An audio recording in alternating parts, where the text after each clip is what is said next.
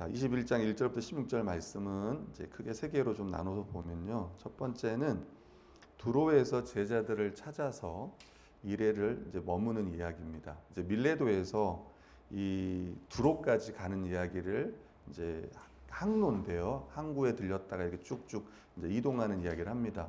고스, 그다음에 로도, 바다라, 베니게, 두로까지 이렇게 쭉 여정을 1절부터 3절까지는 이야기하고요. 제가 뭐 지명을 일일이 다 살펴보진 않지만 여러분 고스 혹시 고스가 어떤 도시인지 혹시 아세요? 고스, 고스톱도 있고 또 뭐 있? 고스 동굴도 있고 또 뭐가 있죠? 고스. 책에서 봤더니 여러분 의학의 아버지 누군지 아세요 혹시? 예, 맞아요. 그분의 고향이라고 합니다. 그래서 고스는 고대 최고의 명문 의과 대학이 있었던 곳이라고 해요. 히포크라테스의 고향 고스. 여러분 또 하나 배웠습니다. 남들 담이 물어보면 거기가 고스야. 성경에서 나왔던 고스. 아무튼 거기를 지나서 이제 두로까지 가는데요. 그 1절에 보면 우리가 그들을 작별하고 배를 타고 바로 고스로 갔다 이런 걸 보면 지금 예루살렘으로 가는 그 여정이 그가 엄청 이렇게 서두르고 있다는 걸 생각해 볼 수 있습니다. 그래서 사도행전 20장 16절 같이 한번 읽어볼게요. 시작. 바울이 아시아에서 지체하지 않기 위하여 에베소를 지나 배 타고 가기로 작정하였으니 이는 될 수 있는 대로 오순절 안에 예루살렘에 이르려고 급히 가미러라. 예, 그러니까 지금 아시아, 그러니까 우리가 말하는 이제 지금으로 말하면 튀르키예 쪽, 그 밑에 항구 도시를 쭉 지나가는데 서둘렀다고. 그래서 바로 배를 타고 고스로 가서 이제 쭉쭉쭉 이렇게 하는 이유는 오순절 안에 예루살렘에 가기 위함이다. 그래서 이 예루살렘 여정이 특별히 3차 전도 여행이 끝나고 바울에게 있어서 얼마나 중요한지를 사도행전은 계속 말하고 있다. 이렇게 보시면 될 것 같습니다. 4절부터 6절은요, 제자들을 찾아가서요, 그러니까 제자들이 찾아온 게 아니고 이 바울이 제자들을 찾아가서 거기서 이레를 머뭅니다. 근데 거기서도 마찬가지로 그 4절에 보면 그 제자들이 성령의 감동으로 바울더러 예루살렘에 들어가지 말라 이렇게 말하고 있어요. 어찌 보면 꼭 성령께서 예루살렘에 들어가지 말라 이렇게 말하는 것 같은데 그 전에 보면은 20장에는 예루살렘에는 이 환란과 결박과 환란이 기다린다고 이야기했는데 여기서는 또 들어가지 말라고 하면 약간 성령의 음성이 약간 모순된 거 아니야? 라고 생각할 수 있지만 그렇게 생각하지 마시고 아마 성령께서는 거기 가면 결박과 환란이 기다리고 있을 거야. 이걸 딱 들었을 때 거기 제자들은 바울에게 가지 마. 위험해. 이렇게 이야기했을 거예요. 그러니까 성령께서는 가지 말란 말을 한 게 아니고 예루살렘에 어려움이 있을 거야. 고난이 있을 거야. 이렇게 말하니까 제자들이 말리는 걸로 이렇게 보시면 될 것 같습니다. 그리고 거기서 여러 날을 지낸 후 그 처자와 함께 성문 밖까지 이제 바울을 전송해 주는 이야기가 나와요. 근데 그냥 사도 바울이 머물렀던 여러 날이 아니고 우리 이제 배편 때문에 아마 이렇게 배편 때문에 머물렀던 것 같아요. 그래서 세 번역은 그러나 여러 날이 다 찼을 때, 그러니까 배가 떠날 때가 됐을 때 이제 그 자리를 옮기는 걸로 생각해 볼 수 있습니다. 그러니까 오순절까지 이 사도 바울이 그 여정에서 조금도 지체하지 않았던 모습들을 우리가 좀 살펴볼 수 있고 그리고 바울이 갈 때요 처자와 함께 성문 밖까지 전송하는 이야기가 나옵니다. 그러니까 이제 처자식과 함께 이걸 통해서 또 얼마나 또 바울을 사랑했는지 이런 것도 우리가 좀 생각해 볼 수 있을 것 같습니다. 다시 한번 좀 생각해 보면 1절부터 6절까지 안의 내용은 지금 계속 사도 바울이 예루살렘에 가면 고난이 있을 거라고 계속 지금 각 도시마다 계속 이야기를 해요. 뭐 밀레도에서부터 그러고 또 여기 왔더니 두로에서도 그러고 이걸 통해서 바울의 입장에서는 어떨까요? 이걸 들을 때마다 아마도 더 두렵다기보다는 더 마음을 더 강하게 했을 거예요. 이 고난에 대해서 더 이걸 잘 견디고 잘 감당하라고 하나님의 그 메시지를 그렇게 받아들였을 거고 이것을 아는 교회도 함께 이것을 위해서 기도했다는 걸 생각해 볼 수 있습니다.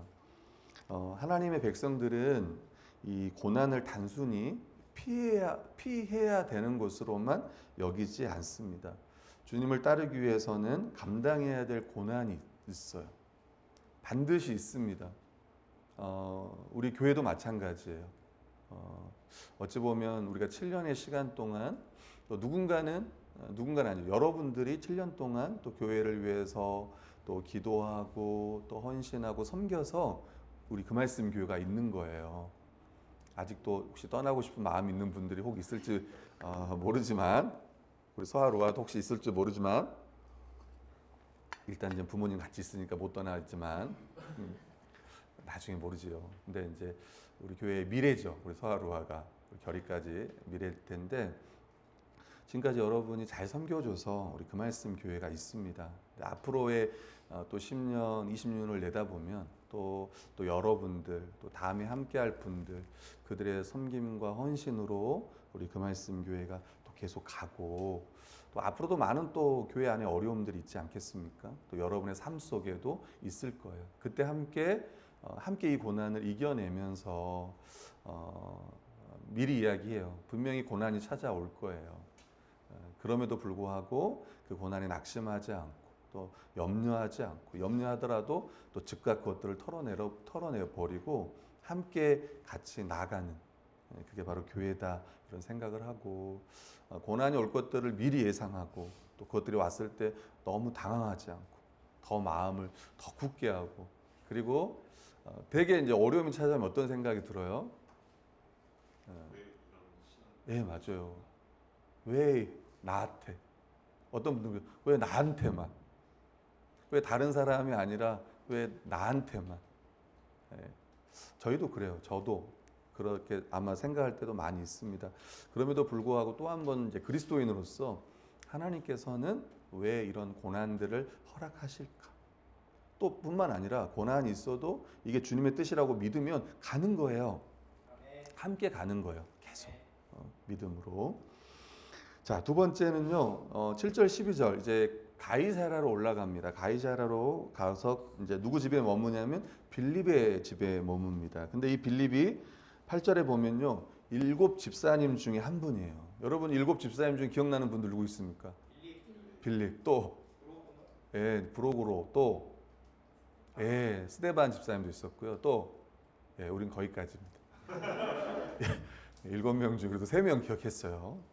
다 기억 못해도 스데반 빌립 정도는 우리가 기억을 해야 될 겁니다.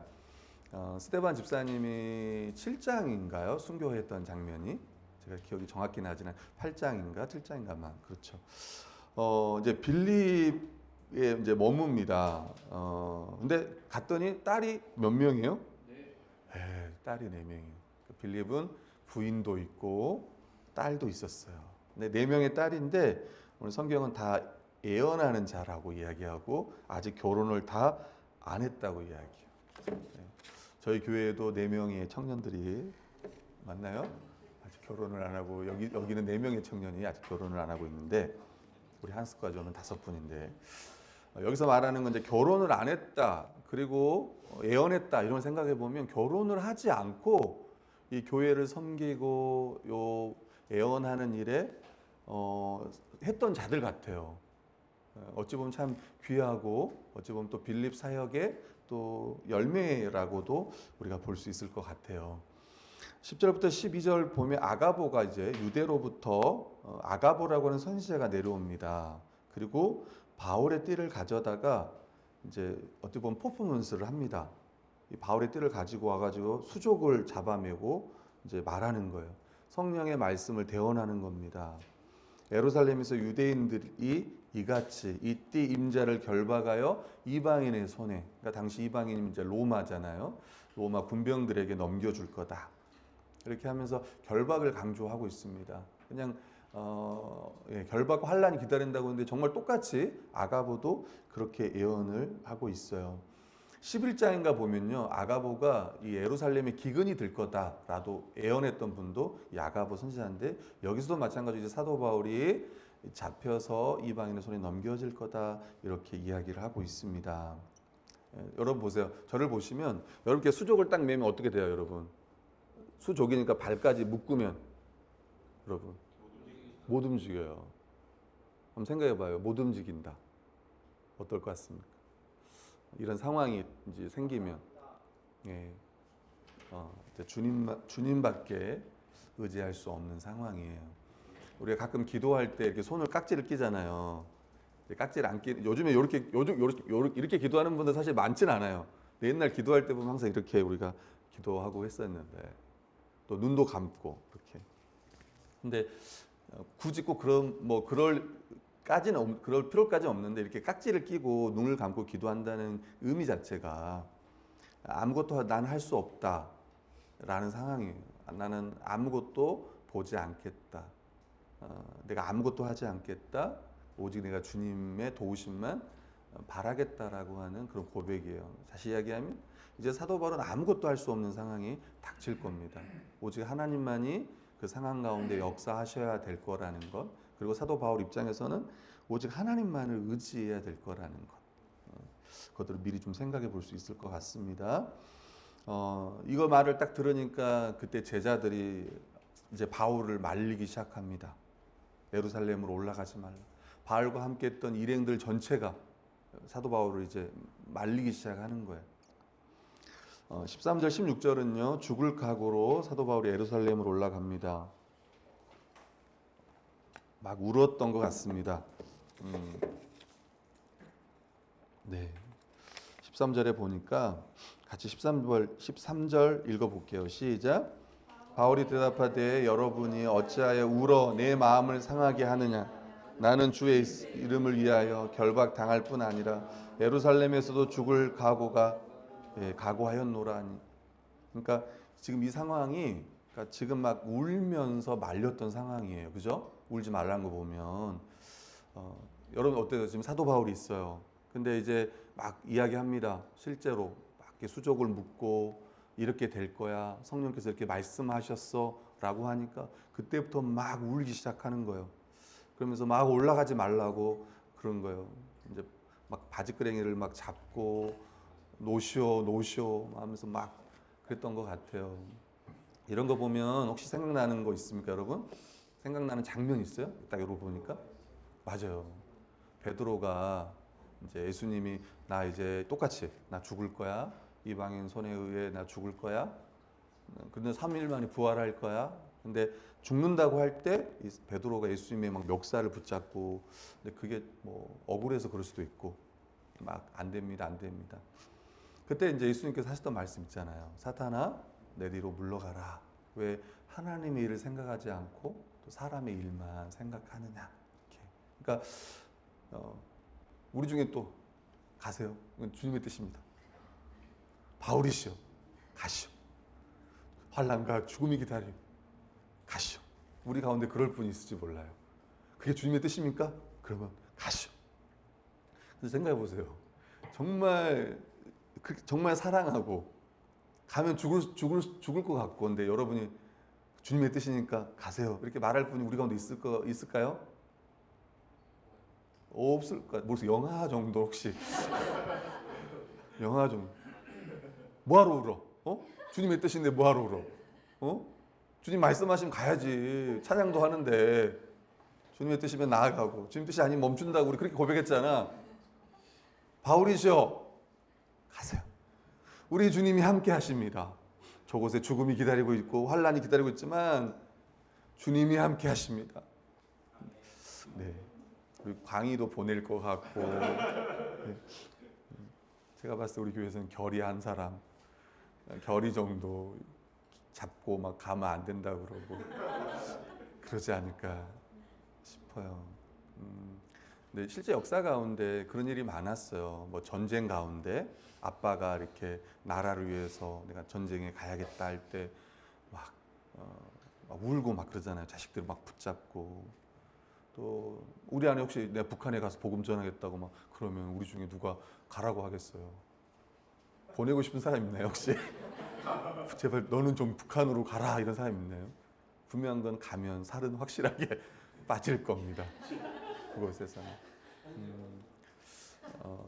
북한을 위해서 많이 기도해 주시고 우리 이제 좀 그랬으면 좋겠더라고요. 그럼에도 불구하고 누가 북한을 간다거나 정말 저기 이슬람 쪽 지역에 갈 때 참 두렵잖아요. 근데 여기서 이건 분명히 이거 다른 이야기는 이건 다른 이야기예요. 그거는 이제 본인이 자원해서 가는 건데 여기서는 바울 입장에서는 가야 돼. 근데 그 가야 되는 게 뒤에도 나오지만 주님의 뜻이야 이게. 그냥 자기가 가고 싶어 가는 게 아니에요. 이 예루살렘 행은 반드시 가야 돼. 그게 이제 뒤에 이야기예요. 14절 같이 읽겠습니다. 시작.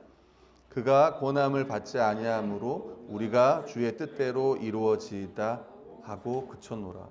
바울이 말했잖아요. 나는 주 예수의 이름을 위하여 결박을 당할 뿐만 아니라 예루살렘에서 죽을 것도 각오했다라고 하는 거예요. 그러니까 도대체 예루살렘에 가는 그것이 얼마나 중요하기에 이렇게 말했을까? 그리고 성도들은 이 바울의 결심과 각오를 듣고 그래 인정합니다. 그리고 뭐라고요? 주의 뜻대로 이루어지이다. 그걸 제가 헬라어로 좀 적어놨습니다. 한번 같이 읽어볼까요? 시작. 투 퀴리우 토 텔레마 기노스토 기네스토 투 퀴리우 퀴루가 이제 주의 텔레마 뜻 그리고 이제 기네스토는 이루어지다 이루어지다 일어나다 이런 거예요. 그러니까 주의 뜻대로 이루어지다. 결국 이 바울의 이 확고부동한 이 예루살렘의 그 상경 의지를 통해 주님의 뜻이 궁극적으로 성취되기를 성도들은 이제 기도하는 거예요. 그래요. 사도 바울 이 주님의 뜻이 당신을 통해 이루어지기를 원합니다. 이렇게 그들은 간구하는 거예요. 아까 우리 찬양도 불렀잖아요. 처음 내 뜻보다 누구의 뜻이? 하나님의 뜻이 더 크고 더 옳다는 것들을 우리가 기억해야 되고 그래서 때로는 성도들은 자기의 생각보다 그러니까 크신 하나님을 우리가 인정하기 때문에 그 하나님의 뜻 앞에 멈출 줄 알아야 된다는 거예요.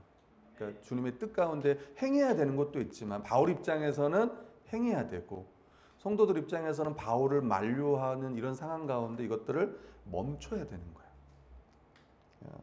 이방의 교회가 이 예루살렘 유대인 교회와 이 하나됨 이게 확고해지는 것. 그러니까 사도 바울이 이방에서 복음 전하고 또 예루살렘을 위해서 헌금을 모아 와서 요걸 전달하는 이것이 교회사적으로 보면 교회 역사를 보면 이게 정말 유대인과 이방이 진짜 하나구나. 다시 이야기하면 유대인들이 저 바울의 사역, 이방의 전도 이거를 인정하고 하나님께 영광을 돌리고 그뿐만 아니라 유대인과 이방이 정말 하나 되는 왜? 여기에 누가 지금 따라와요 같이. 그 이방의 지도자들이 헌금을 걷어서 같이 오고 있단 말이에요. 한 형제 자매로 받아들이는. 그러니까 교회사적으로 보면 이게 너무 중요한 거예요. 바울은 이걸 해야 되는 거예요. 이걸 통해서 이제 유대인과 이방이 진짜 하나구나를 진짜 보여주는 거예요. 결국 복음의 은혜, 은혜의 복음, 복음의 하나님께서 우리를 구원하신 이유 그 결국 하나 되게 함이구나라는 거예요. 아멘. 아멘입니다. 그리고 두 번째는요. 이제 나손을 데리고 예루살렘으로 올라갑니다. 16절 같이 한번 읽어볼게요. 시작. 함께 가며 한 오랜 제자 구브로 사람 나손을 데리고 가니 이는 우리가 그의 집에 머물려 함이라. 네, 아무튼 지금 이 나손 그러니까 결론은 뭐냐면 나손의 집으로 가요. 예루살렘에 이 나손의 집이 있는데 거기 함께 머물러 갑니다. 어찌 보면 이제 나손의 입장에 생각해 보면 사실은 어찌 보면 위험할 수도 있거든요. 바울이 위험한 인물이고 이제 21장 뒷부분에도 보면 이제 사도 바울을 죽이려고 하는 상황이기도 이제 벌어지는데 그런 상황에서도 이제 바울뿐만 아니라 그 동행들까지 다 이 집에 이제 머무르게 해주는 이런 장면이 오늘 본문에 나와 있습니다. 묵상과 적용하겠습니다. 첫 번째 좀 보시면 교회를 하나 되게 하신 뜻을 힘써 지키는 것이 무엇보다 중요하다. 결국 사도 바울이 예루살렘으로 급히 가려고 했던 이유가 여기에 있습니다. 하나님께서 이스라엘 백성을 선택하셨습니다. 그리고 아브라함으로부터 예수님까지 한 2000년의 역사가 이제 이스라엘 역사였던 거죠. 근데 단순히 이게 하나님이 이스라엘만 선택했던 것이 아니고 결국은 이 이스라엘을 어떻게 제사장 나라가 되게 해서 결국 이 복음, 이 하나님 나라의 복음이 결국은 이방까지 전해지게 하는 것이 하나님의 원래 목적이었습니다. 좀 더 생각해 보면 하나님이 누구를 만드셨죠? 아담과 하와를 만들었습니다. 근데 잘 알다시피 이 둘이가 한 몸이었습니다. 근데 결국 인간이 죄를 범하자 알지만 이제 남자와 여자, 인류가 그냥 남자와 여자뿐만 아니라 결론은 인류가 하나였는데 이제 깨지기 시작한 죄 때문에. 그리고 하나님의 예수 그리스도 오시기까지 역사는 다시 인류를 하나 되게 하는 역사입니다. 그걸 대표적으로 보여준 게 바로 유대인과 이방인이 교회로 하나 되는 거예요. 제가 밑에 적어놨지만 그는 이방인과 유대인을 그리스도의 보혈로 화해시켜 새 이스라엘 공동체를 만들려는 하나님의 구원 경륜을 나누고자 예루살렘으로 올라간 거다. 그러니까 이제는 새 이스라엘, 우리가 교회를 새 이스라엘이라고 하는데 바로 믿는 이방인과 믿는 유대인을 새 이스라엘, 이제 교회라고 하는 거예요. 그 하나됨을 보여주는 것이 이제 바울의 예루살렘 행의 목적이었다. 다시 이야기하면 우리도 마찬가지죠. 결국에 하나님의 뜻은 우리를 구원받아 교회되게 하는 거예요. 그렇다면 우리가 그 말씀 교회 안에서 이 하나됨을 어떻게 지켜야 되는지 우리는 예배소서를 통해서 이미 그 말씀들을 나눴습니다. 성령께서 하나 되게 하신 것을 힘써 지키라. 그러면서 어떻게 해요? 오래 참고 겸손과 또 뭐예요? 온유함과 또 사랑 가운데서 서로 용납하고 또 참고 이런 내용들이 기록되어 있습니다.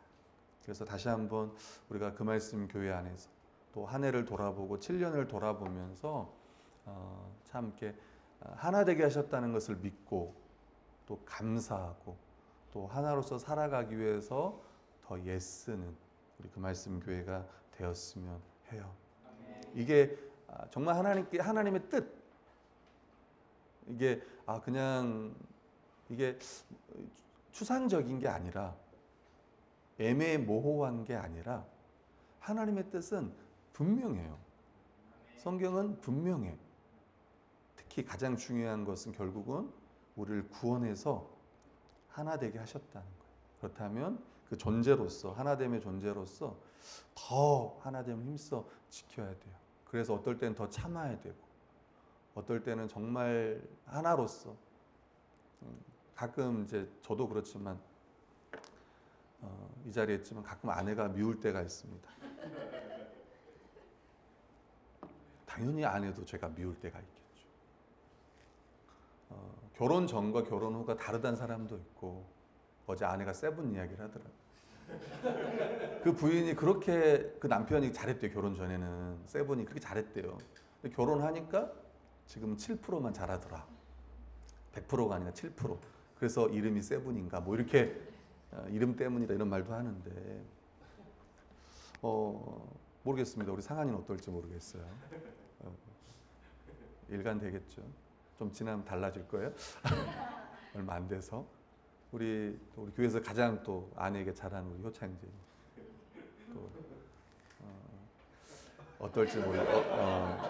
어떨지 모르겠는데 제가 드리고 싶은 말은 뭐였냐면 우리가 어제도 저 결혼식도 있었는데 차마 제가 주례는 못 듣고 왔습니다.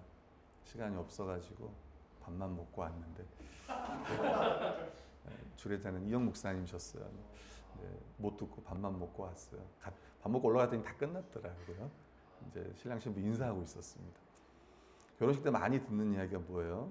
우리가 결혼식 가면 많이 듣는 이야기가 뭐냐면 부부는 하나다라는 이야기를 많이 들어요. 그래서 검은 머리가 팥뿌리가 될 때까지 흰색 팥뿌리가 될 때까지 서로 섬기고 사랑하고 끝까지 이렇게. 그래서 요즘 많은 사람들이 결혼하고 이혼도 많아지고 또 그런 프로그램도 요즘 많고 그런 건데 우리 기독교인들이 하나 항상 생각하는 건 결국 결혼식은 하나가 됐다는 거 그걸 또 많은 사람에게 알리고 축하받고 또 이제 그런 고백하고 서약하고 이런 시간들이잖아요. 그래서 결혼식에서 가장 중요한 건 뷔페가 아니라 항상 얘기하지만 이 서약이에요. 내가 하나로서 이제 한 몸으로서 어떻게 지킬 것인가. 그래서 결국은 뭐냐면 이제 하나라면 남편을 내가 좀 미워해요. 아니면 내가 아내를 좀 미워합니다. 그럼 결국 누구를 미워하는 거예요? 네, 자기를 미워하는 거예요.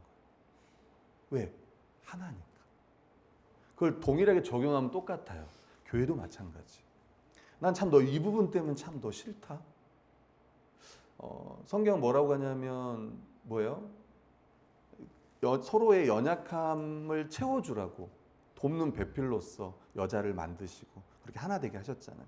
교회도 마찬가지입니다. 어떤 서로의 부족함을 보면 그게 근거가 돼서 그 사람을 싫어하거나 미워하는 게 아니라 도리어 그 부분을 내가 어떻게 채울 것인가. 왜? 그건 나의 연약함이니까 그래요. 근데 이게 없으면은 너는 너 나는 나예요. 그렇지 않을까요? 하나가 아닌데 너는 너 나는 나. 근데 그게 아니고 성경은 하나라고 이야기해요. 그 말씀 교회가 이제 여러분들이 이제 서로 지체를 볼 때 또 못마땅한 부분들이 분명히 있을 거예요. 좋은 부분도 있고 못마땅했던 부분도 있고 기쁜 일 있으면 기쁘고 슬픈 일 있으면 함께 슬프고 약한 부분이 있으면 내가 어떻게 그것들을 도울 수 있을까. 지금까지 7년 동안 잘해왔다고 생각합니다. 또 앞으로는 그런 부분들이 보일 때 더 그것들을 내가 어떻게 도울까, 어떻게 싸매어 줄까, 어떻게 내가 이걸 위해서 더 기도해 줄까, 더 이렇게 고민하면서 하나님을 더 힘써 지키는, 그래서 더 우리가 하나구나, 더 한 몸이구나를 드러낼 수 있는 저희가 되었으면 합니다. 아멘. 두 번째는 하나님의 뜻이 이루어지도록 주 예수의 이름을 위해 받아야 하는 고난입니다. 또 받는 고난. 그래서 우리가 겪는 어려움 가운데 이것이 주님의 뜻을 이룬다면 그걸 피하지 말자. 하나됨을 위해서 내가 많은 수고도 감당해야 되고 또 희생도 해야 될 거예요. 사도 바울은 고린도후서 4장 10절에 이렇게 말합니다. 우리가 항상 예수의 죽음을 몸에 짊어짐은 예수의 생명이 또한 우리 몸에 나타내리게 합니다. 그러니까 주를 위해서 고난을 받는데 도리어 자기 안에 예수 그리스도의 생명이 나타난다는 거예요. 고난 가운데 이 죽음 위협 앞에 낙심해야 되고 두려워야 되는데 도리어 바울은 그렇지 않는 거예요. 예수 그리스도의 그 부활 생명을 가진 자로서 죽음 이후를 보는 거예요. 그리고 하나님께서 자기를 통해 역사하실 것들을 보면서 더 힘을 내어서 사역을 합니다. 고린도후서 1장 5절 11절 보면 우리 5절 6절만 같이 읽어볼게요. 읽겠습니다. 시작. 그리스도의 고난이 우리에게 넘친 것 같이 우리와 같이 넘치는 도다. 우리가 환난 당하는 것도 너희가 위로와 구원을 받게 하려는 것이요 우리가 위로를 받는 것도 너희가 위로를 받게 하려는 것이니 이 위로가 너희 속에 역사하여 없나요? 우리가 받는 것 같은 고난을 너희도 견디게 하느니라. 아멘. 그러니까 지금 그리스도의 고난이 넘쳤는데 또 위로도 넘쳤대요. 참 이렇게 고백할 수 있다는 게 그잖아요. 제가 엄청 고난 받고 있습니다. 죽음 앞에 이건 이 전의 이야기예요. 그 에베소에 있을 때 이야기를 지금 하고 있는데, 근데 정말 그런 위협 앞에서도 도리어 하나님께서 그리스도께서 자기를 위로하셨다는 거예요. 그리고 뿐만 아니라 그리스도의 위로를 받았다는 거예요. 뿐만 아니라 이 모든 위로가 환난을 당하는 것도 너희와 너희의 구원을 위한 것이고 우리가 받는 위로를 받는 것도 너희가 위로를 받게 하려 합니다라고 이야기를 합니다. 그 다음에 7절, 8절 그 뒤에 이제 성경 이제 여백 그 더 없어가지고 빈칸이 없어서 못 썼는데 더 말씀을 전해 보면 이런 거예요. 너희를 위한 우리의 소망의 견고함은 너희가 고난에 참여하는 자가 된 것 같이 위로에도 그러할 줄 압니다. 형제들아 우리가 아시아에서 당한 환난을 너희가 모르기를 원하지 아니하는, 그러니까 그 아데미 외치면 사도 바울을 죽여버리려고 했잖아요. 그 상황입니다. 아시아에서 당한 환난을 너희가 모르기를 원하지 아니하노니 힘에 겹도록 심한 고난을 당하여 살 소망까지 끊어졌다. 우리는 우리 자신이 사형 선고를 받은 줄 알았으니 이는 우리로 자기를 의지하지 말고 오직 죽은 자를 다시 살리시는 하나님만을 의지합니다. 그러니까 이런 고난 가운데서도 죽을 위험 앞에서도 사도 바울은 계속 하나님만을 의지하며 나아갔던 거예요. 10절에 보면 그가 이같이 큰 사망에서 우리를 건지셨고 또 건지실 것이며 이후에도 건지시기를 그에게 바라노라. 주님께서 살려주셨고 또 앞으로 계속 그렇게 하실 것이다. 그러면서 뭐라고 하냐면 11절에 너희도 우리를 위하여 간구함으로 도우라. 기도를 부탁합니다.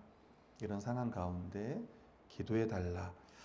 우리가 많은 사람의 기도로 얻은 은사로 말미암아 은혜로 말미암아 많은 사람이 우리를 위하여 감사하게 하려 합니다.